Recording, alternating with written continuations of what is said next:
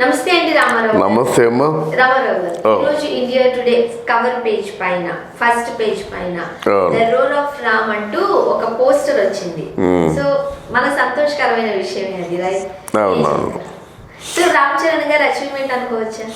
ఇది నాకు శోభకృత నామ సంవత్సరం అనిపించడం లేదు, ఈ రామ్ చరణ్ నామ సంవత్సరం అనిపిస్తుంది. ఎందుకంటే ఇక్కడ హైదరాబాదులో మొదలుకొని ఢిల్లీ వెళ్తూ అమెరికా లాస్ ఏంజల్ నుంచి ఈ రామ్ చరణ్ తాలూకు ప్రభ వెలిగిపోతుంది. అలాగే అక్కడ అడుగు పెడితే వాళ్ళు ఏమిటి గుడ్ మార్నింగ్ టీవీ, గుడ్ మార్నింగ్లో కొంచెం మీరు ఇంటర్వ్యూ ఇవ్వాలండి హాలీవుడ్లో అని ఒకరు, ఇంకోరేమో ఏదో మంచి హాలీవుడ్ మ్యాగజైన్ ఉందండి బాబు, ఫిలిం క్రిటిక్స్ అసోసియేషన్ ఉంది, దానికి మీరు రావాలండి అని ఒక్కొక్కరు.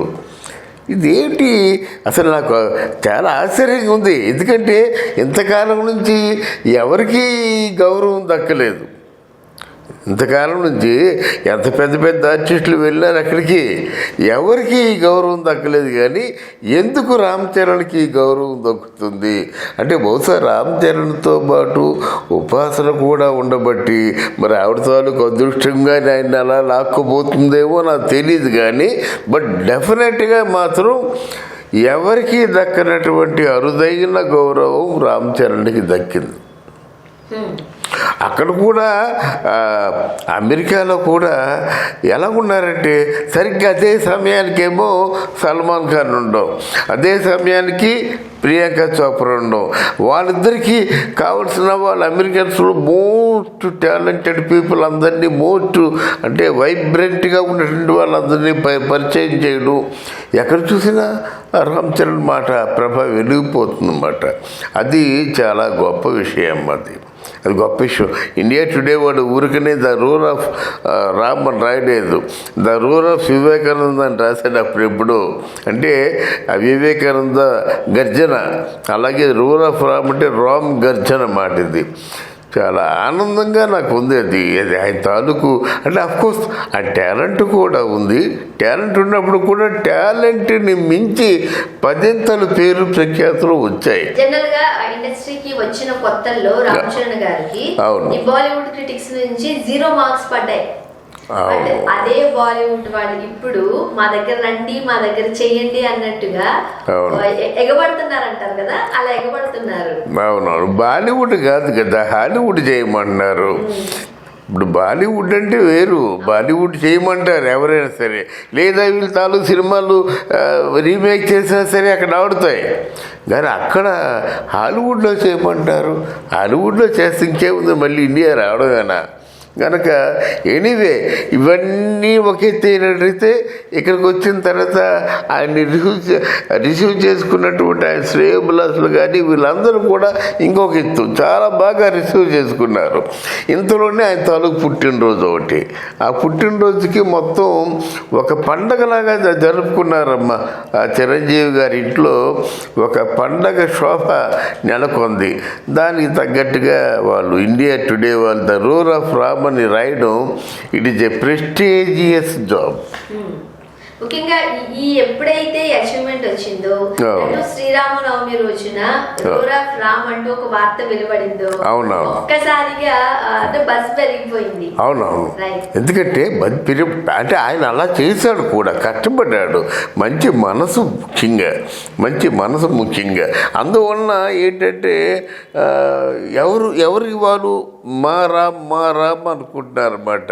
ఇందులో బాలీవుడ్ నువ్వు చెప్పినట్టుగా మొదట్లో బాలీవుడ్ అంతగా ఎంకరేజింగ్గా లేకంట ఏదో కామెంట్లు చేసేవారు. అలాంటి వాళ్ళు చేతులెత్తి హే రామ్ అని దండం పెడుతున్నారు. ఒక బాబు ఆయన రాముడు కాదురా, సీతారామరాజురా అని చెప్పిన రామ అంటున్నారన్నమాట. బట్ ఎనీవే వాళ్ళు they have almost they were impressed like anything. అది చాలా గొప్ప విషయం. అది రామ్ చరణ్ తాలూకు అచీవ్మెంట్ కింద నేను చూసారు. ముఖ్యంగా ఈ విషయం చెప్పండి, కెరీర్ స్టార్టింగ్ లో ఇండస్ట్రీకి రావడానికి తండ్రి లేకపోతే ఫ్యామిలీ బ్యాక్గ్రౌండ్ ఇవన్నీ కాస్త మనకి ఎంకరేజ్మెంట్ గానే ఉంటుంది. సో ఇండస్ట్రీలో అడుగు పెట్టడానికి ఇవన్నీ హెల్ప్ఫుల్. బట్ ఇండస్ట్రీలో తనకంటూ ప్రత్యేక గుర్తింపు తెచ్చుకోవడానికి, తనను తాను నిలదొక్కుకోవడానికి మాత్రం స్వయం కృషి కంపల్సరీ. సో రామ్ చరణ్ గారు చూస్తుంటుంటే అది 100% ఏమో అనిపిస్తుంది. ఎందుకంటే మెగాస్టార్ తనయుడిగా ఇండస్ట్రీలోకి వచ్చిన రామ్ చరణ్ ఫాదర్ చిరంజీవి గారు అనుకునేలాగా కెరీర్ మార్చుకుంటూ పోతున్నారు. అంతే కదా, ఎక్కడ 150 సినిమాలు, ఎక్కడ 30 సినిమాలు. ఆ 150 సినిమాల్లో కూడా రానిది అసలు ఇంతవరకు చిరంజీవి గారు ఆ నేషనల్ అవార్డు కోసమే కదా ఫంక్షన్లు జరుగుతుండగా వెళ్తుండేవారు. ఆయన ఆస్కార్ వరకు ఎక్కడ వెళ్ళలేదు కదా.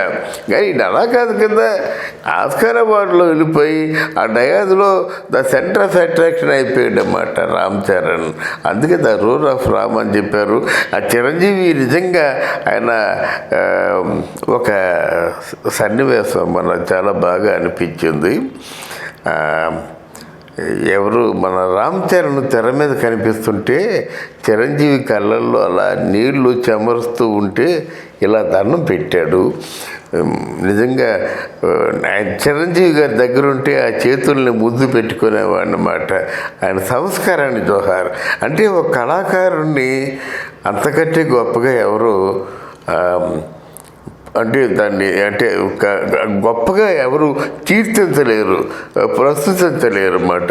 ఆ చిరంజీవి ఆ చెమ్మచ్చని కళ్ళతో దండం పెట్టడం మాత్రం ఇంకా వాళ్ళ జన్మలకు ఏం కావాలి. తండ్రిగా ఆయన జన్మ సార్థకమైంది, కొడుకుగా ఈయన జన్మ సార్థకమైంది.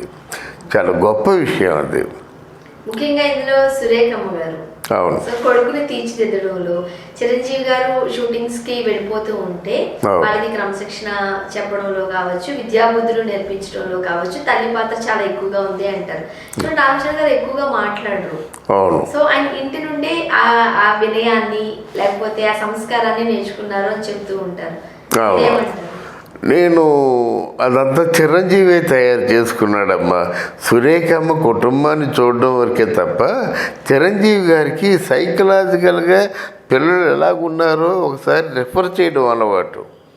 చిన్నప్పటి నుంచి ఈయన డ్యాన్స్ చేస్తుంటే ఈయన కూడా డ్యాన్స్ చేసి ఎలా డ్యాన్స్ చేయాలో చెప్పడం, ఎలా నటన చేయాలో చెప్పడం, ఎలా మాట్లాడాలో చెప్పడం ఇవన్నీ చేస్తున్నాడు చిరంజీవి. అంటే పిల్లల్ని తయారు చేసుకుంది మాత్రం Chiranjeevi. Whether they are good or bad అది చిరంజీవికి చెందుతుందన్నమాట. ఈరోజు ఎంత ఆర్టిస్ట్ అయ్యాడంటే డెఫినెట్గా చిరంజీవి గారి తాలూకు కళల పంట ఆయన కావాలని తయారు చేసుకున్నాడు అన్నమాట.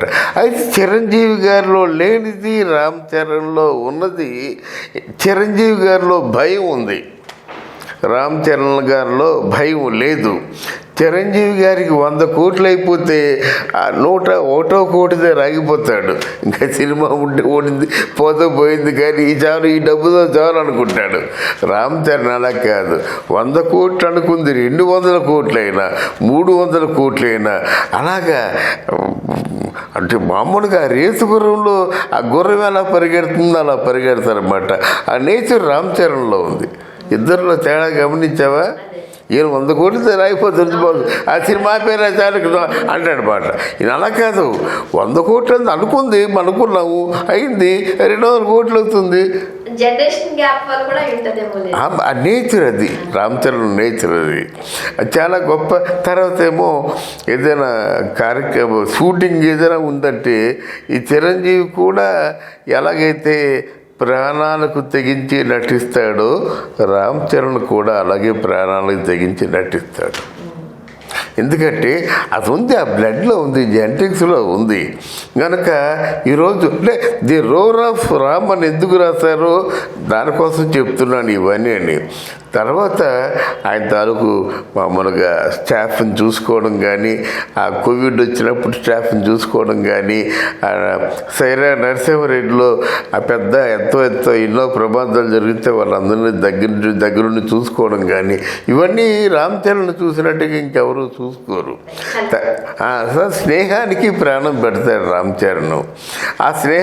ఆ స్నేహాన్ని చూసి కూడా వారలేనటువంటి కొంతమంది కుళ్ళునాయాలు ఉన్నారన్నమాట.